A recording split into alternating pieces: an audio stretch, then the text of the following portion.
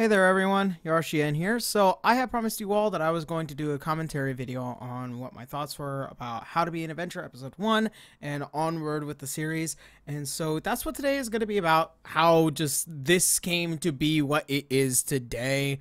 And this is the first episode, and I'm going to go ahead and tell you guys something relatively quick, that my mind was not exactly in the right place when I had made episode 1. During this time, I was in college and I was dealing with a lot of personal shit. A lot of things were happening between me and personal friends, and the stress of college and the stress of whether or not I was going to fail and stuff like that. So that's just how I ended up started writing this, because I was just in a mental place of wanting to make something that was going to make me happy and funny. And Don Machi at the time was relatively in its prime and was ending in its series relatively soon, and so I just started up with the Google Docs, and I just wanted to write something that I thought was going to be relatively funny. So that being the first part, let's go ahead and jump on into the actual video. So, one of the actual biggest things that a lot of people have been asking me is, what made me think about the name of How to Be an Adventurer instead of Don Machi itself. And well, the reason I would say why is because at first it was How to Pick Up Girls in a Dungeon, but then I thought that would kind of give a lot of it away. But also, when I was writing Fate Zero at the time, I was also kind of just I would say, I didn't want it to just be Fate Zero, I wanted it to be Fate, Zero. But while I was writing this, I was like, what if I just chose How to Be an Adventurer, because that's what this is really about. And so that's how this really came to be. And I really did and enjoy the name How to Be an Adventurer, as I went through several different cards and titles on how I was gonna do this. I wrote Eyes relatively weird, and as you guys found out later in the series, the way Eyes reacts more to Belle and how she interacts with the with the entire world. She by design is not exactly the easiest in social situations, and that part right there actually was just me taking the clip 3 times, layered it 3 times, turned them all negative, and then turned the opacity down for the top 2, I think somewhere around 25%, and then just did a thing. If you actually play the clip backwards, you'll actually find what the hidden message is.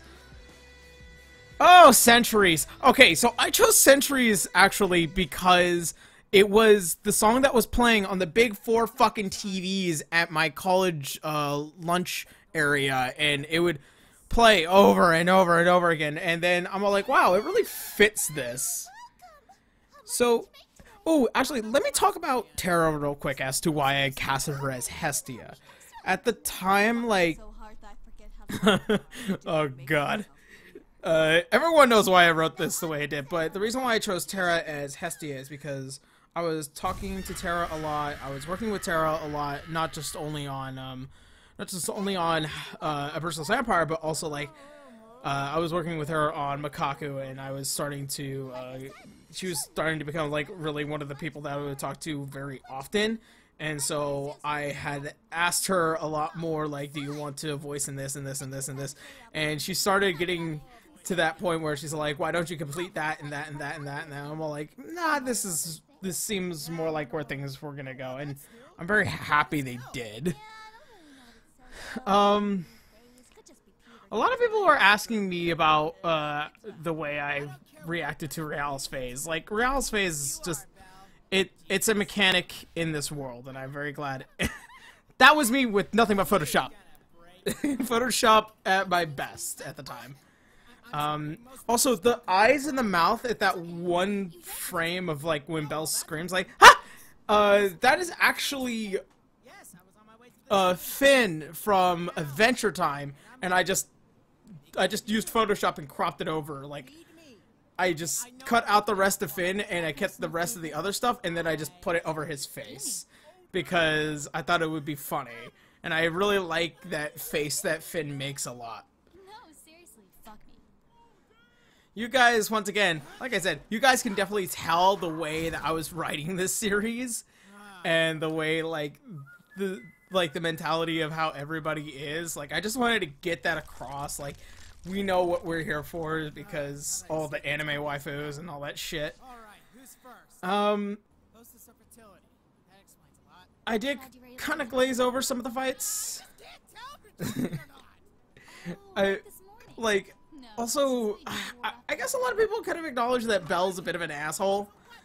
The reason why I did it that way, because, you know, any person can see the ridiculousness that happens here, and even the main character should always acknowledge, you know, this is just the shit that happens, and sometimes it's just relatively annoying.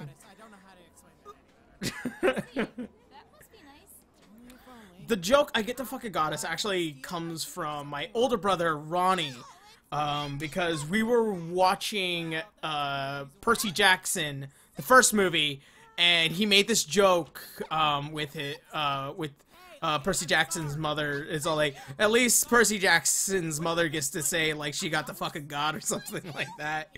And I'm all like, oh, that's fucking hilarious. I love shit like that.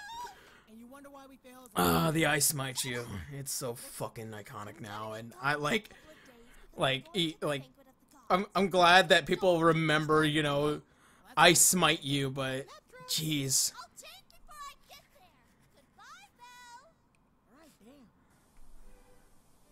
I was also trying to get through like 2 whole episodes of this series, and I just kind of slammed them together, and I think I got a little bit from episode 3. I can't remember. Who did I have play for Freya at first? Oh, Sakishai, I believe. And then Vivid Vapors VA played Loki, and gosh. Oh my god, I remember this part right here. This was not written. The announcer in the area, like, was not written. I had asked, Transforming Morpher or Steve to just do this one stupid thing because, like, I thought it would be funny, and I'm glad a lot of people got it and liked it. Like, I just wanted to fill the space with somebody talking because I felt like that was something that could be like an announcer going over. And then Miu Kyoko, Kayla Mills, a personal friend of mine that I met back in 2013, who had started voicing for Ruby. I always liked her voice. I've always liked Kaylee's voice in a lot of projects, and I'm really glad where she's going. Like, she's now like a professional voice actress for Bang Zoom, and like, just fun stuff. Miyach. Miyach was a difficult decision on casting the voice, but I think I like Tony's voice the most in Foul Fang Fiend. One of the best, most loveliest fucking people in the goddamn world if you ever meet Tony. And I'm very glad that I have him come back every now and again whenever I have him play Miyach, because here's the thing. Miyach, I believe, is I think it's Scottish. He's come from Scottish lore, and Tony, I believe, is Scottish or Irish. Can't remember. It's hard. It's hard to remember. I'm sorry, Tony. I love you so freaking much. Oh God, Arnya. Okay. So if there's one thing that me and Bryson Bogus, who is also the original voice actor of Belle, we do not like Arnya. Arnya can just, she's a problem, like, as a character, because she's like the characters that goes like, yeah, and all that stuff.